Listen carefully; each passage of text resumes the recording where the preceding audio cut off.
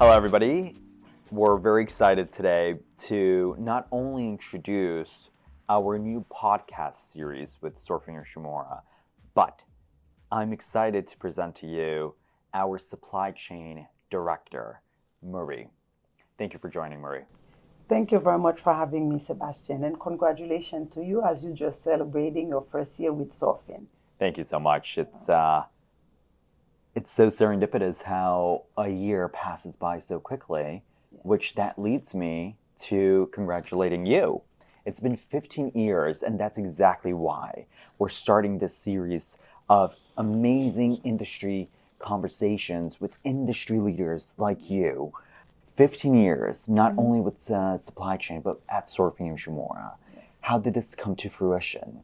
How did you stumble with Surfing? And what led you to a super successful career in supply chain? Well, I have to say networking. I was at an event talking to one of my friends, and I was telling her about my goals, my objectives, and she did talk to me about surfing, and I applied. And 15 years later, here I am. I was looking for like an industry, like where I could grow, where I could make real impact. I wanted something bigger, meaningful, and where I can help the company's objective. And surfing was the right fit for me. And I have to say, over the years, what kept me was the team, incredible team I've been working with, the engaging challenges, and with over the years, I have to say that I really made a real impact. And I also value the company's culture of innovation, collaboration. That means a lot to me. Amazing, amazing to hear. Marie, before we dive into your projects, the challenges you faced, the growth in the supply chain industry, talk to me. Someone comes to you right now in a networking event, and you have to give them the elevator pitch of what Surfing Yoshimura is and what supply chain is within the whole grand scheme of our industry. Curious to hear from you. It's a great company, strong. They've been in business for over 40 years.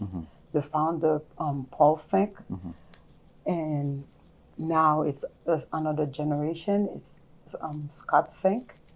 They value their employees. They believe in innovation, in growth for their employees, and they really appreciate the relationship they built over the years with their customers. And they like to align their objective with their employees. They are very family oriented.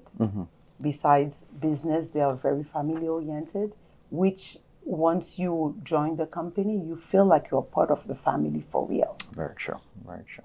Therefore, it creates a bond, like we are strong, and that's why they are successful over the years. Let's dive into your department with Surfin. Supply chain. How has it changed in the last couple of years since you started in your role with Surfin to present day today as a director in a leadership position?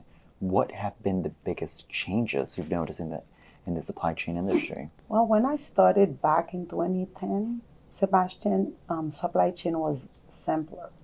But over the years, it became more complex. Interesting. Due to increased demand, supply shortages, and the regulation are stricter now.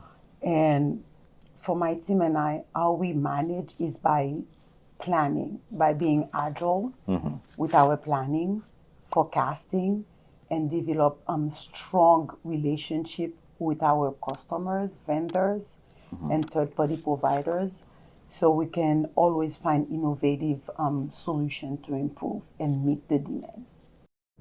What has been the most challenging project, as well as the project that you would say has brought you the highest fulfillment and just inner praise that you're completely proud of?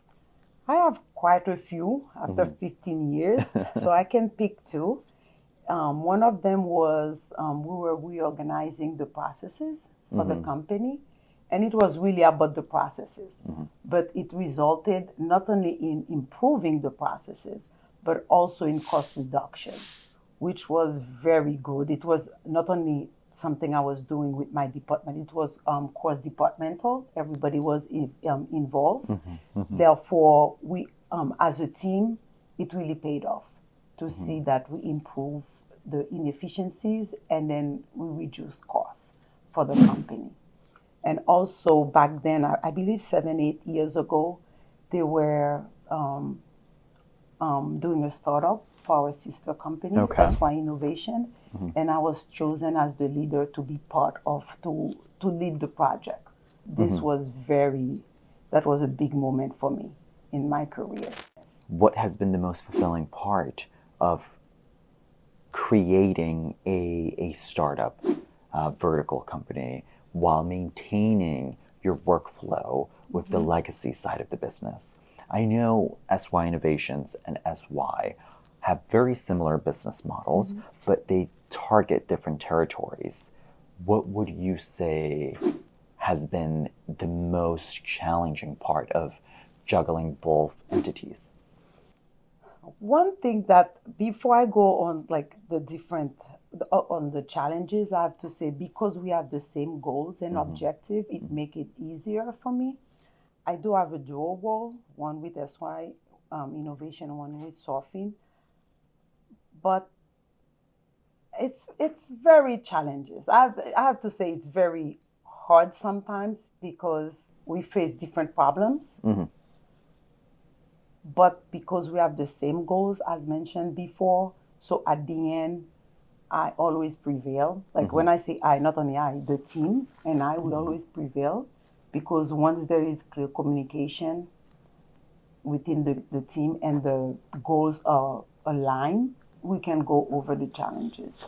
As a leader, how do you come up with the goals or the KPIs to ensure that not only you know what the grand scheme, the vision is, which will lead to success, but then also how is that going down funnel to the people reporting to you?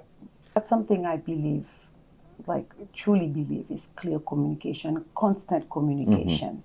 Because if there's no constant communication and clear communication to align the goals, we won't be able to succeed as a team. I don't believe in it's a team. So therefore, if we are like aligned, our goals are aligned, and everybody knows what is expected of them, and I know what is expected of me, we will succeed together. So clear communication and mutual respect, I believe. Yeah, as they say, there's no I in team, so it's very important to collaborate.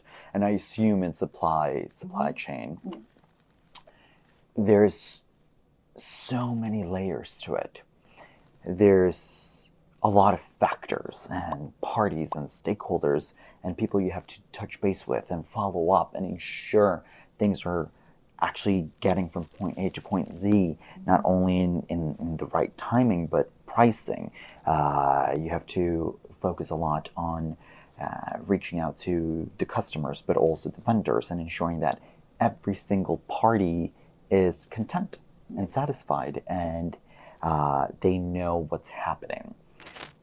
How do you use tech to help you with all these touch points and these conversation points?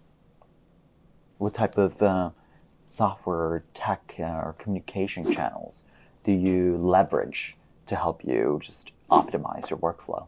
SY as a group, we always stay ahead of the trend technologies. And right now we use monday.com to leverage, to stay in touch with everybody. All the projects are in it. So everybody's aware, aligned with the goals. They know because of the tool, the CRM tool, everybody's aware of the project, of the latest, the status, the updates. So we are all synchronized together. Have you worked in different departments since you started at Surfing Yoshimura, or did you just start off with supply chain? I work in all the departments except accounting. Okay. When I started, I was in operation, and then I moved to other departments. Do you think that has equipped you with more tools or know-how to best lead your team as well as actually provide the best service to your accounts? I'm not saying it's a must for people, for a leader to work in all departments, but I think it's a plus. Working in all the departments really helped me make me stronger to understand the company's processes, to understand my team better, to understand, especially when we do work with with other departments, it gives me a better understanding, a broader understanding of what everybody's doing, how I can bring solution. So you have a higher level of understanding, therefore you understand really how things flow Yes. in the whole entity of Surfing Ushmore in itself. Yes. And you're able to understand where things can pivot either positively or negatively, Yes. and just kind of stay ahead of the curve and ensure you're mitigating and building any risk management that you need to build. Yes. Amazing, beautiful. What do you think is the secret for collaboration in your specific team? What's the secret sauce? Secret sauce is, I have to say, first, mutual respect, clear and concise communication, and aligning the goals. With that being said, building trust is very important when you're working with a team. Building trust, and once the objective, everybody knows the objective, the goals, we can all work efficiently. I want you to speak to those that may be listening to us that are just starting their careers in our industry, more so in supply chain, or young professionals that are looking to go into supply chain and are about to step out of university. What advice, what tools do you have for them? Well, what I would have told them is the same thing I would have said to my younger self, Okay. is to focus on gaining a broader understanding of supply chain, the processes, not to jump in it like that, to understand from procurement to distribution, to develop strong analytical, problem solving, and communication skills, Okay. and always be adaptable to the technology and trend. And I have to always add networking, because, and also to keep learning, because this field is always changing, especially now we can see how the global disruption and everything that's been happening. Therefore, they have to keep learning to stay ahead, and they will succeed in it. Beautiful. Thank you for that. And so what I'm hearing is the importance of constantly having curiosity Yes. for not just so the market in itself and supply chain, but having curiosity for what's happening out there in the global marketplace, because everything's interconnected. Also, networking. I know you've mentioned that previously. The importance of networking in supply chain is quite important. How would you say networking has evolved in the last 15 years, from when you started in your career to how you're actually networking in present day 2025? Back then, the phone was always the first First. thing to do. You pick up a phone, as Paul Fink always tells us, pick up the phone, reach out to the customers, to the vendors, make sure everybody's okay, they are doing good. Whatever situation they're going through, be there for them. But now it has evolved. Now social media, we have LinkedIn, so many other ways to stay connected with people. And I really think young people watching, and even people in their mid career, it's very important for them to know that you can't ever go wrong with networking. Put yourself out there for people to know you, that you are there, because you never know how it can improve your life, your company, anything. Yeah, I mean, the saying, out of sight, out of mind, the importance of really being in front, hitting all these different communication channels are quite important. Not only leveraging social media like LinkedIn and all these other social media platforms, but also going more on the traditional route. There's something so humane and warm about dialing, Yes. having someone actually hear your voice. Yes. It just builds that trust, that deeper connection. And at Surfing Ushimura, that's what we're known for. We're known for having these very strong relationships, nurturing our accounts. I mean, we've been in business for 40 plus years. Yes. We're a global entity, and there's a reason why. Yes. The importance of relationship building. Yes. Within my year at Surfing Ushimura, that's the first thing that Scott Fink did mention, the importance of building trust, communicating, building those strong ties through different channels, going out there on the field to conferences, meeting and going to the actual client's either factory or operation, and just touching base. Yeah. There's a big importance in that, and thank you for highlighting that on the podcast here. So, looking ahead, Murray, it's very exciting. What excites you about the future, not only personally but professionally, and more specifically in supply chain with Surfing Yoshimura? Personally, I have to say that not a lot of people can say that they've been in like in their career 15 years the same business, that they can see themselves in the next 15 years in the same company. I can say that personally. So that's very exciting. That tells a lot about the company and the industry I'm in. And professionally, the future looks bright with all the demand in batteries and the renewable energy. I see the future is very strong with innovative ways and growth.